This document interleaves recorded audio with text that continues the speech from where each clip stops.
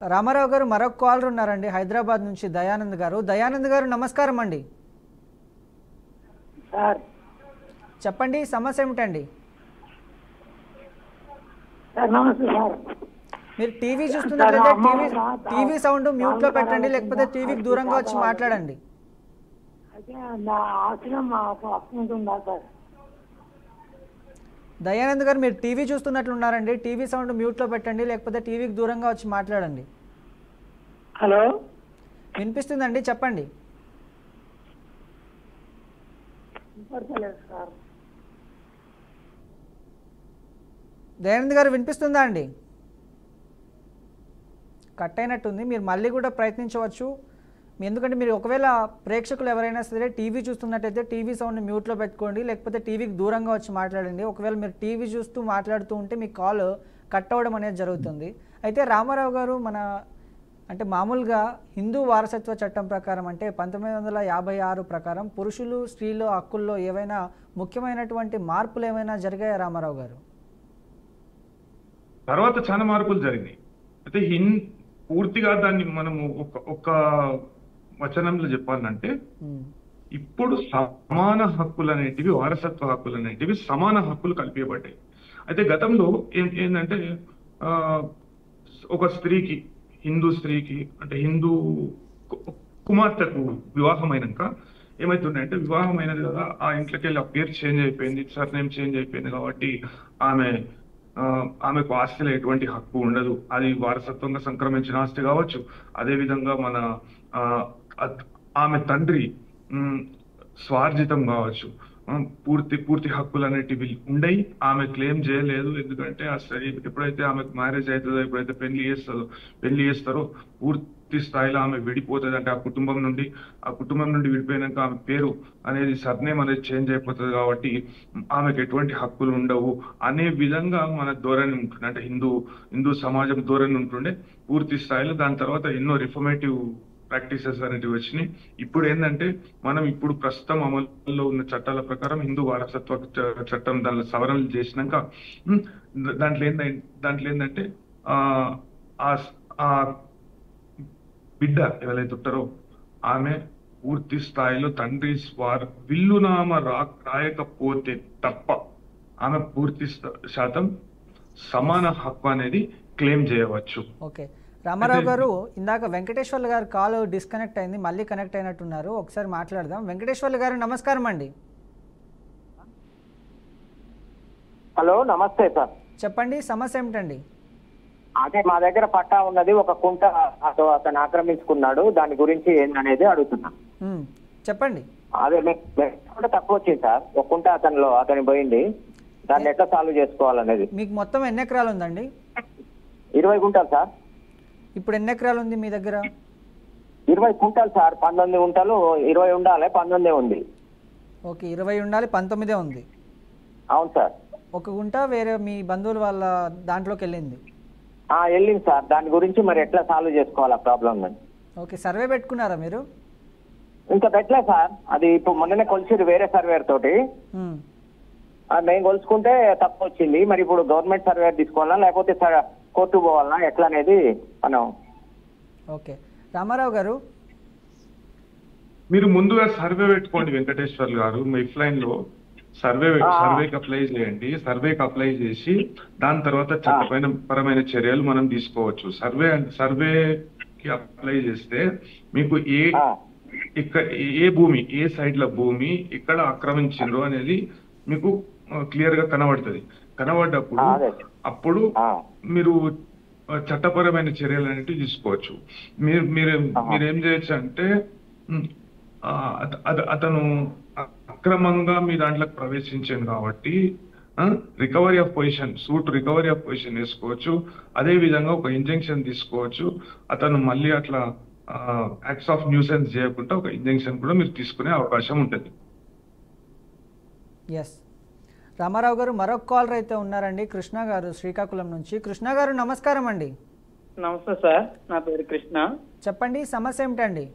Sir మాది government position certificate ఉంది sir మా జాగ పైన. 30 సంవత్సరాల బట్టి మేము అనుభవిస్తున్నాము. ఏంటండి ఇంకొకసారి చెప్పరా? మా Possession జాగా ఒకటి certificate ఉంది సార్, మాకు Okay. గవర్నమెంట్ పట్టా కూడా ఇచ్చినది పొజిషన్ సర్టిఫికేట్ ఉమ్, ఎంఆర్ఓ. అయితే అది మేము ఊర్లో ఒక ఊరికి మేము వెళ్ళిపోయినాము, ఆ ఊరు నుండి మేము వచ్చినప్పుడు ఒకటి ఇల్లు కట్టేశాడు సార్ మా జాగాలో. ఓకే. అయితే నేను అది కోర్టుకి వెళ్ళాను, ఇంజక్షన్ సూట్ ఆర్డర్ తెచ్చింది సార్. అది మేము గెలుస్తామా అన్నది కొద్దిగా డౌట్ అనిపిస్తుంది సార్, అందుకోసం కాల్ చేశాను. గెలుస్తా ఆడ ఇల్లు అయితే కట్టేశాడు ఇంజక్షన్ సూట్ పైన, అది ఏంటి అవుతుంది అన్నది కనుక్కోవడానికి ఫోన్ చేసింది సార్. అయితే రామారావు గారు వీళ్ళ దగ్గర పొజిషన్ సర్టిఫికేట్ ఉంది, కానీ వీళ్ళు వాళ్ళ ఊరు నుంచి వేరే ఊరికి వలస వెళ్ళినప్పుడు వీళ్ళ స్థలంలో వేరే వాళ్ళు ఇల్లు కట్టుకున్నారు. మరి ఇప్పుడు నేను ఏం చేయాలని అడుగుతున్నారు. అదే సార్, ముందుగా అది ఏజెన్సీ ప్రాంతమా లేకుంటే షెడ్యూల్డ్ ఏరియానా నాన్ షెడ్యూల్డ్ ఏరియానా? కృష్ణ గారు వినిపిస్తుందా అండి? హలో, షెడ్యూల్డ్ ఏరియానా నాన్ షెడ్యూల్డ్ ఏరియానా? షెడ్యూల్ ఏరియా అంటే అర్థం కాలేదు నాకు సార్. అది అంటే పల్లెటూరు సార్ మాది. అట్లా కాదు, మనకు scheduled area non scheduled area అంటే, ఇప్పుడు షెడ్యూల్డ్ ఏరియా అంటే మొత్తము వేరే వాళ్ళు అంటే ఇప్పుడు మీకు డిస్ట్రిక్ట్ అడ్మినిస్ట్రేషన్ ఎవరు ఉంటారు? కలెక్టరే ఉంటారా? ఎంఆర్ఓ ఉంటారు, కలెక్టర్ ఉంటారు, అంతవరకు సార్. అయితే అంటే ఏజెన్సీ ఏరియానా మీది? ఏజెన్సీ ఏరియానా? లేదు సార్, ఏజెన్సీ ఏరియా కాదు మాది. ఏజెన్సీ ఏరియా కాదా?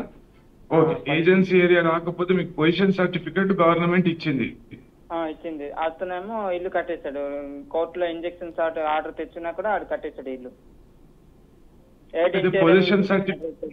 పొజిషన్ సర్టిఫికేట్ అంటే ఈ అది పట్టజాగా కాదా? గవర్నమెంట్ భూమి అది? గవర్నమెంట్ భూమి సార్. సర్వే చేస్తే పోరం బుక్ భూమి అని ఉంది, గ్రామ కంటకం పోరం బుక్. గవర్నమెంట్ భూమి మీకు అసైన్మెంట్ పట్టాలు ఇస్తే ఇంకొక వ్యక్తి వచ్చేసి ఆడ ఇల్లు కట్టిండు. ఎట్లా కట్టిండు? అతనికి కూడా పొజిషన్ సర్టిఫికేట్ ఉందా? అతనికి ఏం లేదు. అతనికి ఏం లేదు, ఎటువంటి హక్కు లేకుండా అతను ఆడ దౌర్జన్యంగా ఇల్లు కట్టిండు. ఇల్లు కట్టేస్తుండు. నేను ఇంజక్షన్ నా కోర్టులో ఇంటీరియం ఇంజక్షన్ ఆర్డర్ ఇచ్చాను నాకు. మీకు ఇంజక్షన్ ఆర్డర్ ఉన్నదా? ఉన్నది సార్. అయితే మీరు పొజిషన్ లో లేనప్పుడు ఇంజక్షన్ ఆర్డర్ ఎట్లుంటది మీకు? ఆ పొజిషన్ సర్టిఫికేట్ నేను కోర్టులో వేసాను సార్. మా జాగా పైన ఒకటి ఇల్లు కట్టేస్తున్నానంటే ఆడ ఇల్లు ఏరే కొట్టడం ఇదని చూసుకొని నేను కోర్టులో కంప్లైంట్ చేశాను.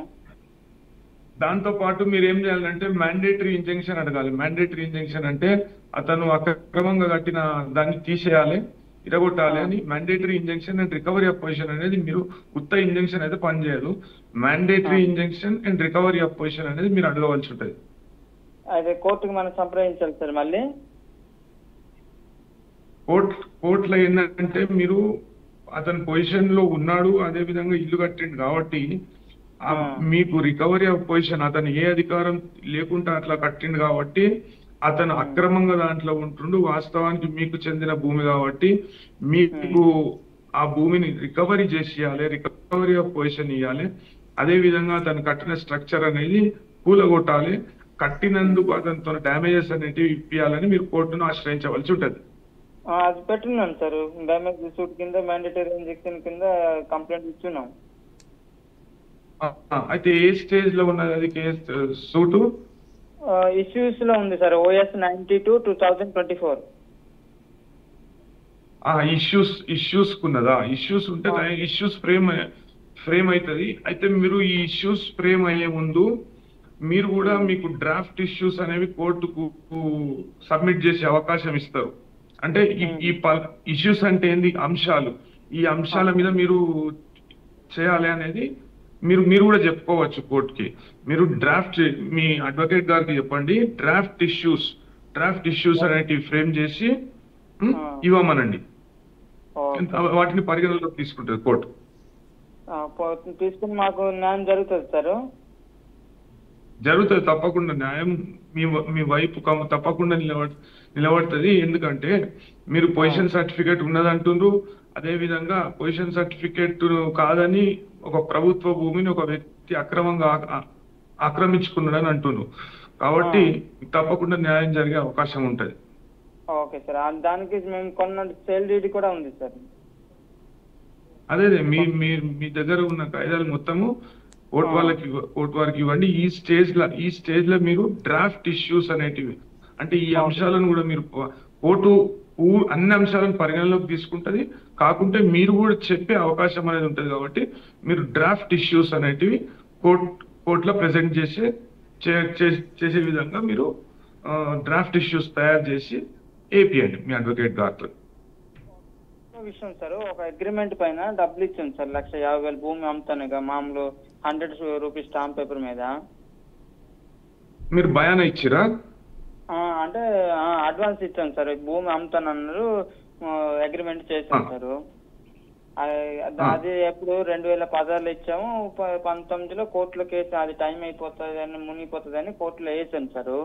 అది దానికి విట్నెస్ ఉంటారు కదా, విట్నెస్ ఇద్దరు పెట్టున్నారు సార్. ఆ విట్నెస్ కోర్టుకు సాక్ష్యం పిలిస్తే నాకు తిరిగి డబ్బులు అడుగుతున్నారు సార్. డబ్బులు అడుగుతారా? అయితే మీరు కోర్టులో వేసిండ్రా ఇది?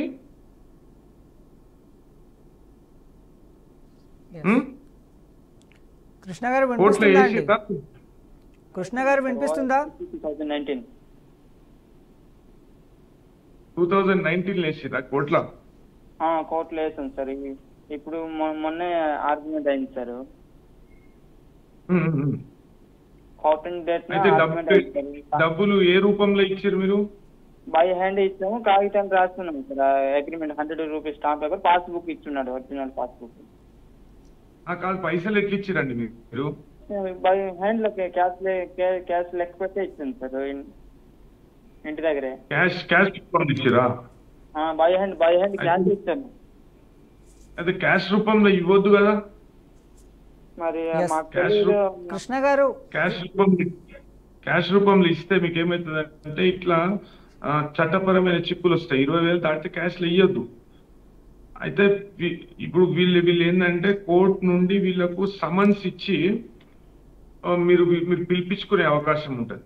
వాళ్ళు రాకుంటే వాళ్ళ మీద చర్యలు తీసుకుంటది కోర్టు. రామారావు గారు ఎవరైతే ఉన్నారో వాళ్ళకు సమన్స్ ఇప్పించుకోండి సార్. చెప్పు.